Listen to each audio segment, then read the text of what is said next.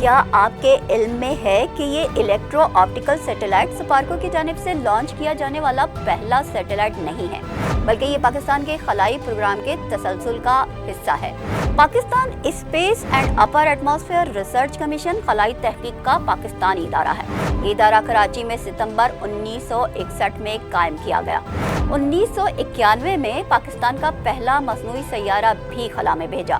پہلا راکٹ رہبر اول 7 جون 1962 کو خلا میں بھیجا گیا تھا۔ 1988 تک پاکستان کے اس مقتدر ادارے کے ذریعے 200 موسمیاتی سیارے خلا میں چھوڑے گئے۔ خوشائند بات یہ ہے کہ پاکستان مستقبل میں بھی اپنے خلائی تحقیقی پروگرام کو مزید وسعت دے گا۔ سپارکو کی جانب سے مقامی انجینئرز اور سائنسدانوں نے اس سیٹلائٹ کی تیاری اور لانچنگ کو اپنی انتھک محنت کے بعد ممکن بنایا ہے، جو پاکستان کے لیے خود انحصاری کی طرف ایک بڑا قدم ہے۔